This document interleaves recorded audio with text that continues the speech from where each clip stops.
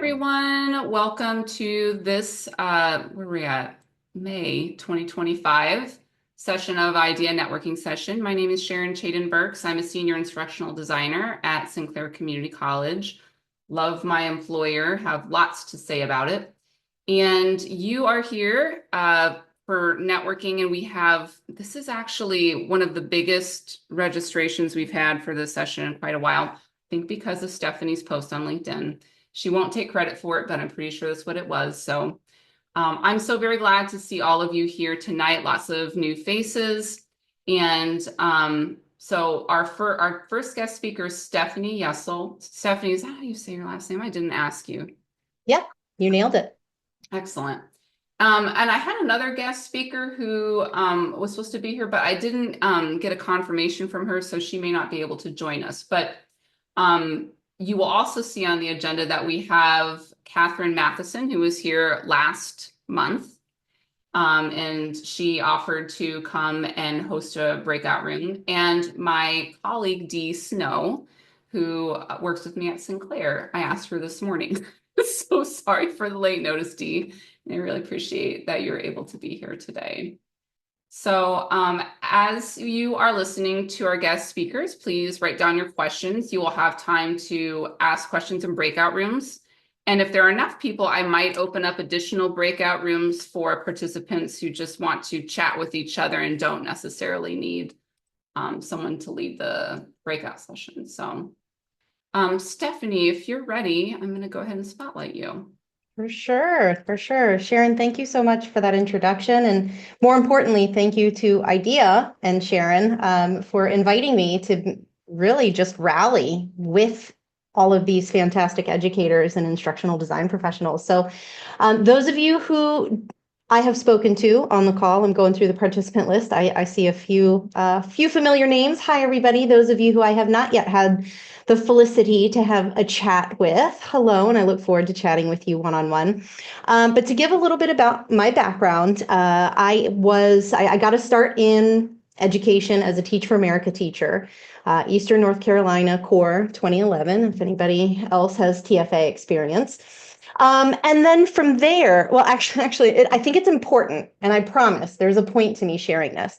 I got both of my degrees in political science and international studies with a focus on the developing world, focus on the word developing. And the word developing has been a central theme in my entire professional life, my entire adult life. So it's truly understanding what is development, what needs to be in place economically, socially, and politically around the world for people to step into their best selves. And long story short, I realized that of all the things that I had agency over, education was the one that I knew I could step into immediately, which then led me to making the decision to not join the CIA. I instead joined Teach for America because I want to actually be able to talk about what I'm doing and help develop people, not just spy on them through keyholes. Okay, so that's the interesting, that's the villain origin story for me.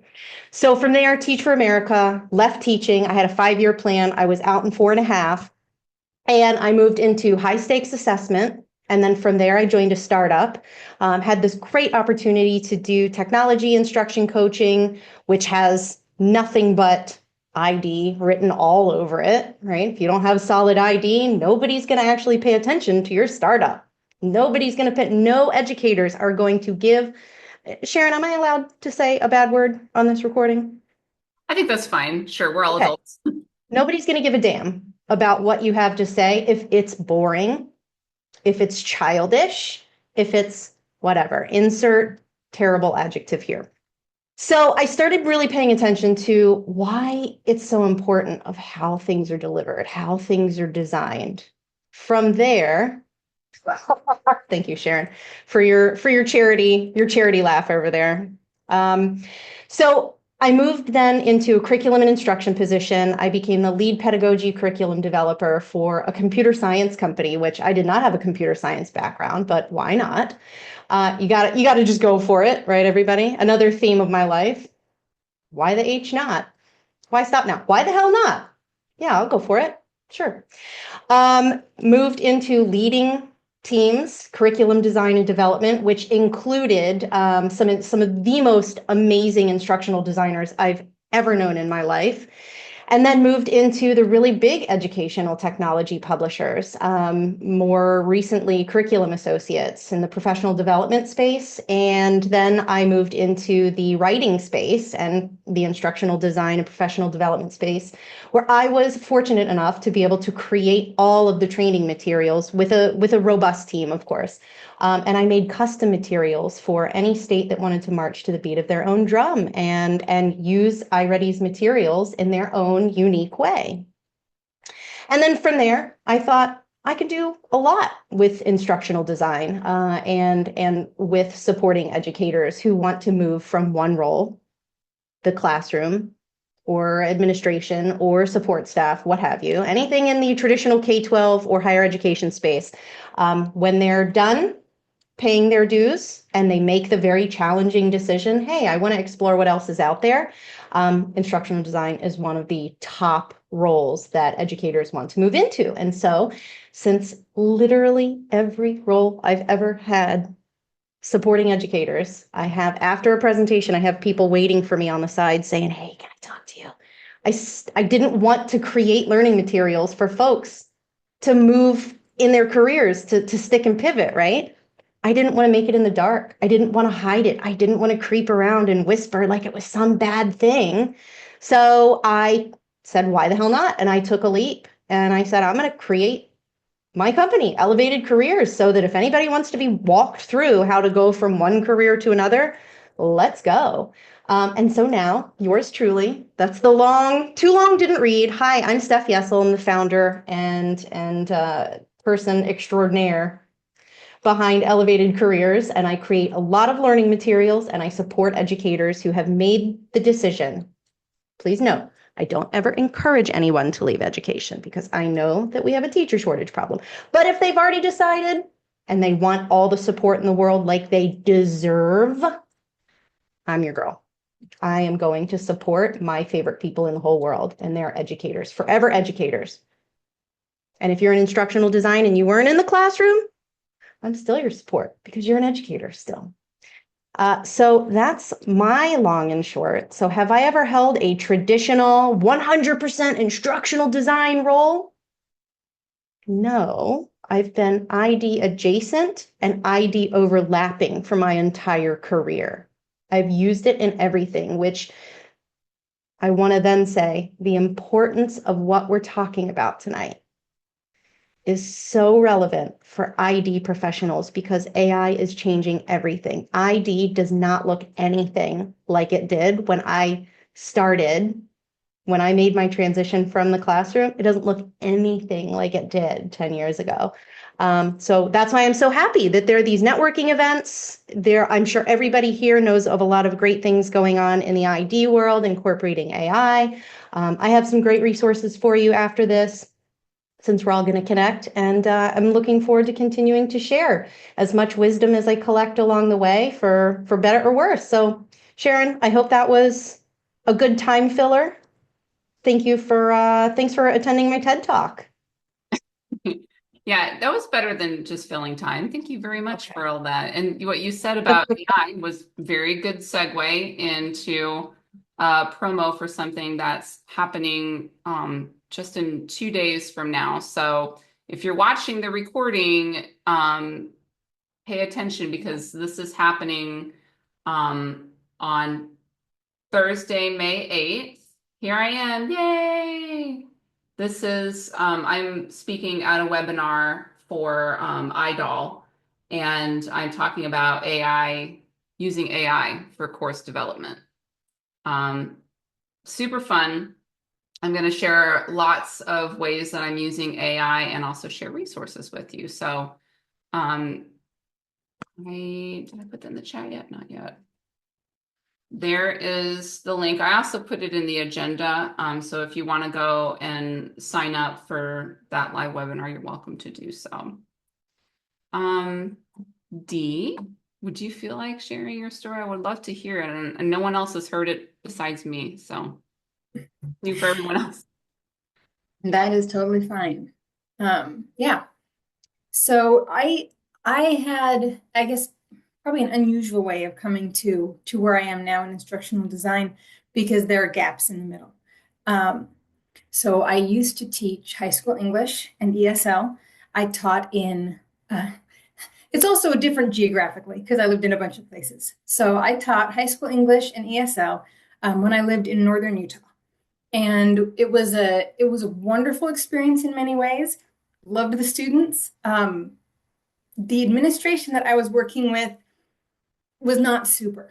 And also it was the time commitment was something I had a very difficult time with. It was when there was a bunch of state testing being mandated for No Child Left Behind, like back in the day, and nobody was really sure how we were doing that yet. So at least for my school, it was kids were being tested on math, reading, and writing, and so two of those three were mine, and so it was just like a huge time commitment, and it was very difficult. So I did that for 3 years. Don't regret it, but then two things happened, and one was that my husband got a job in Texas, and the other was that I got pregnant. And so we moved to Texas for his job, and I was not sure I wanted to stick with teaching, so I did not bother getting a certification in Texas to be able to teach there. And went on for a while. Moved to Florida, had two kids, and by that time, and I ended up homeschooling them. I wasn't really planning on that either. It just kind of that's the way that it kind of worked out, and I was nervous about it, but I didn't figure I could screw up kindergarten too bad when we're just starting out that way. And it turned out I loved homeschooling. Homeschooling was truly just fabulous for me. And my kids did, like, I felt like they did great, and I was able to, like, watch them learn to read, which was incredible. I taught my son to read upside down because he was one of those that couldn't hold still and just look at a book. And so I would print out the words and I would tape them upside down to the wall so he would stand on his head in order to read the words. And that's what he liked to do. And so that's what we did. And he learned to read upside down. I mean, yeah, the words were right side up to him, but he was upside down at the time. And so, like, all that kind of stuff that I was just like, I loved constantly figuring out, oh, this isn't working. Let's try something else. And it was frustrating sometimes, but they were just my own kids, so nobody else was yelling at me if it didn't work. And so that was nice. But it was really super fun for me. And when they were in, let me see, fifth and third grade, they'd gotten a little bit older, and it wasn't working out quite so well anymore, just because my daughter, my older one, was getting done with everything super fast, and my son was still the one I was like, all through the day we could get through it, but then she was bored. So in the end, we decided to try public school, and that was fine. So my kids went back to school, and then I went back to school. And so it was in 2019. I had thought about going back for a master's degree numerous times. My husband works for colleges, and so it was always like, well, wherever we are, we usually would get a good deal on tuition for me. And so that seemed like a good idea. But I also just couldn't quite commit to things I was like, I don't know if I really want to do it or not. Like, there were so many things I was interested in. And again, I didn't really want to go back to teaching, but I couldn't quite figure out what else to do. And then I found out about this really cool program called Instructional Technology and Design at the school that he was working at. And I thought, that's something that maybe I could do, that it goes with what I did before and my experience. And it kind of goes with what I've been doing with these years of homeschooling since then. And the technology part was super fun because I always ended up, like, in whatever homeschool group we were part of, I always kind of ended up being like the unofficial tech person for everybody. And I enjoyed that. I enjoyed, searching around and finding all, like, Khan Academy or like whatever kind of resources are out there.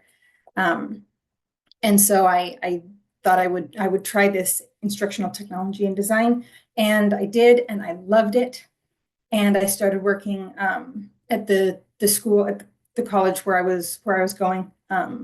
My advisor heard of somebody who needed a designer for a project that they were doing, and she recommended me. And so then I got my first part-time job doing that, and I just moved into instructional design. And yeah, and I've been doing it now, I guess, full-time since fall of 21. But that's how I got here. It was, yeah, a lot of different states and like a big gap in the middle of my work history, to account for the homeschooling and the stay-at-homing. I think that it's really important that we point out that this is, the gaps in work history are not a reason that people can't make the transition. I mean, Dee, you're total proof of that, right? It was scary though. I was very nervous about that, but yeah, it did work out.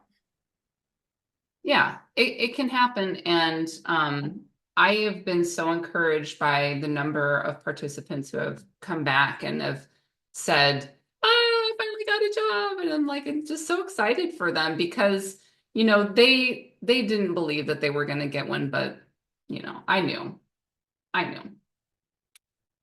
All right.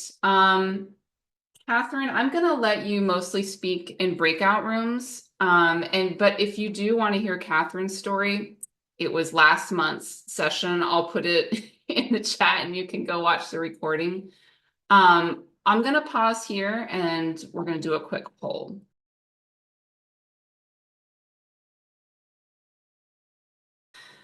All right, welcome back, everybody. Before we get into our whole group Q&A, I want to make sure everybody knows the next time that we will meet. Usually we meet the first Tuesday of every month, except next month, because in June I'm going on a family vacation and it involves grandparents and step grandparents and 4 kids and my husband, and it's gonna be crazy. It's not gonna be a vacation. It's gonna be a trip. It's gonna be some work, but so we're not gonna do June, but our next session will be Tuesday, July 1st, 7:00 p.m. Eastern. And if you want to get signed up now, the registration link is in the chat.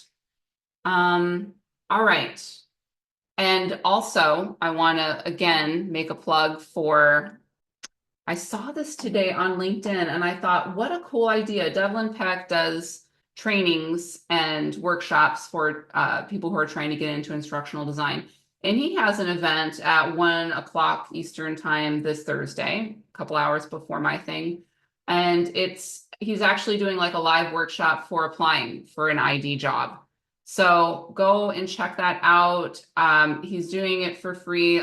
He does do things that require payment, but this thing is for free. So might want to go check that out and see if that is worth the time. All right, so let's go ahead and open it up for Q&A. What are our questions out there that our lovely guest speakers can answer? Sharon, this is Nubia. On that last event that's coming up with Jose, did you share the link to that as well or not yet? To Devlin Peck's? Yes, to Let's Apply for ID Jobs Together event. Yeah. It's in the agenda, but I just put in the chat right now for you. Okay, thank you. What other questions we have out there? Thank you for putting your profiles also out there. I'm trying to connect as they come up.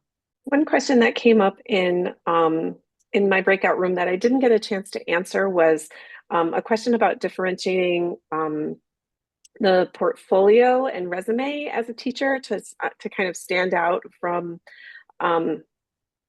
others.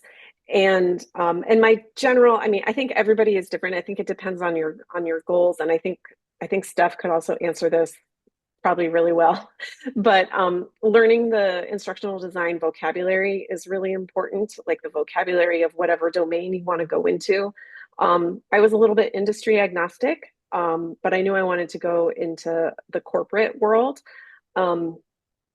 So learning that vocabulary. And then I think also, unless you want to work with schools or work in education companies, like designing solutions in your portfolio and talking about projects that are destined for a non-school audience is really important. So whatever that looks like, getting some experience where you're getting some experience outside of a school. I did a volunteer project that was really key in my transition out. And then also through the graduate program that I'm currently enrolled in, I had an internship where I was working with clients, nonprofit clients. So again, that was outside of schools. So even though it wasn't corporate, I could demonstrate that I could work outside of my domain of expertise, that I could develop solutions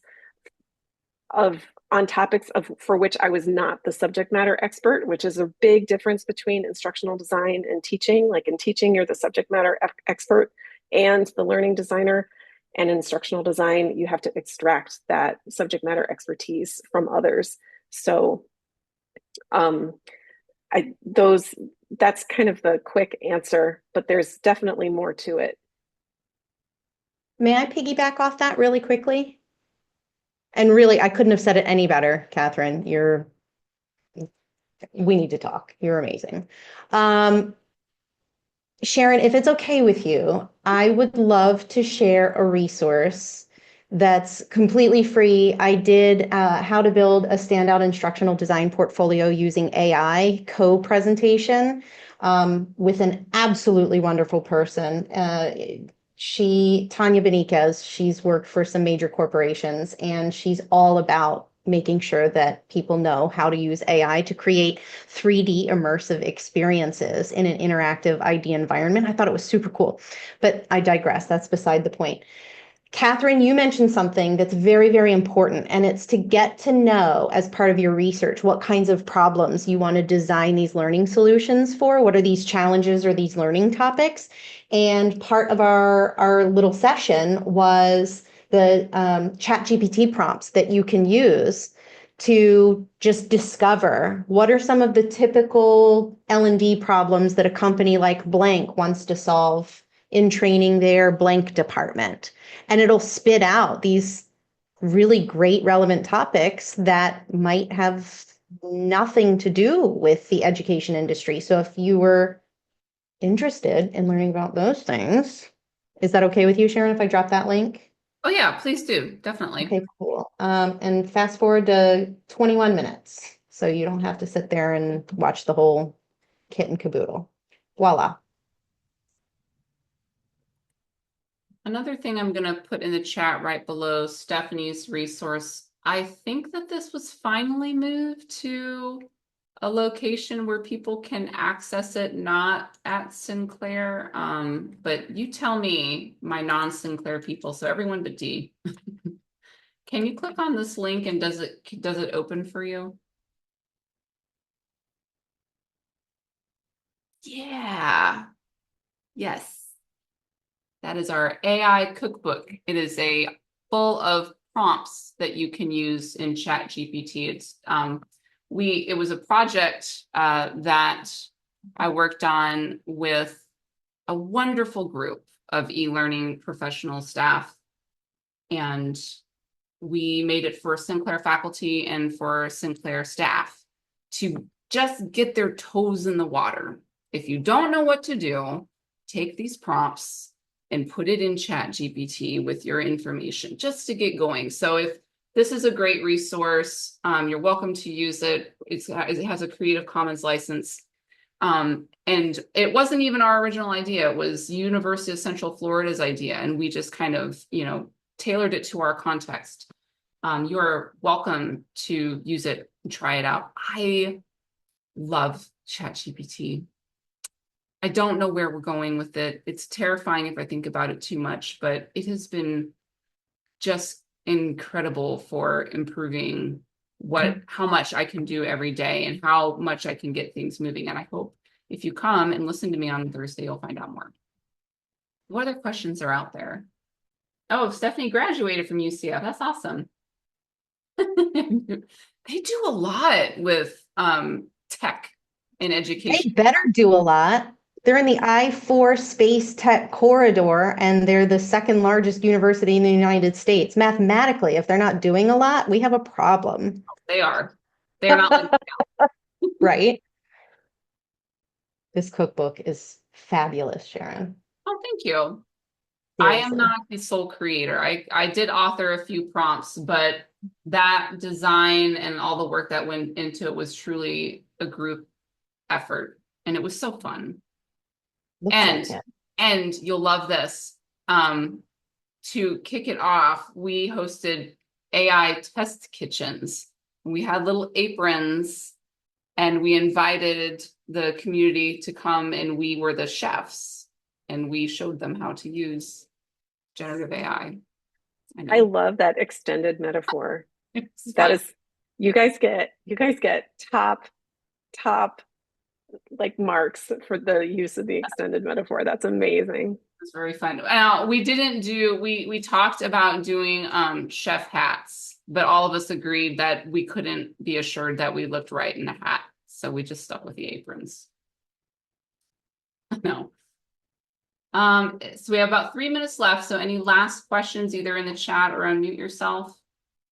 While you're doing that, I'll highlight Donald's question in the chat. He wrote, with the movement towards more AI integration, how do you think the ID field will change? I mean, I'm new to the ID field, but I can tell you, like, for me, it's been a great thought partner, like, because I can say, I need some analogies for this concept, because I know using analogies is a great way, is a great way to teach something. And so give me some analogies for this concept, and give me 10 analogies, or give me five true false questions based on this content. If I don't have, if I'm feeling like I'm not creative or something, and then it'll give me five and say, no, those are all crap, give me five more. And then eventually I'll get one that I'll edit I'll edit a ton, and then I'll have my true false question. So I think for me, it's as a thought partner. It doesn't generate content. Or I came up with here's a good example. I came up with a scenario, but then I found out that my graphic assets didn't match the scenario. So I was like, okay, well, rewrite the scenario, but instead of installing light fixtures, she's resiting her house or something like that. And then it rewrote the scenario with replacing the details. And that was a time saver. So as a thought partner, but not to generate like automatically or anything like that. What I'm talking about on Thursday is all about how I have used it to get faculty moving and get them unstuck, because that is often where in our course development process, where the bottleneck happens is, oh, I have to sit down and I have to think about it, but it has really been the idea generation that can happen, and it can really spark them to move. And sometimes even well, I can do better than that. It's like, I know you can. So let's take this thing and let's improve it.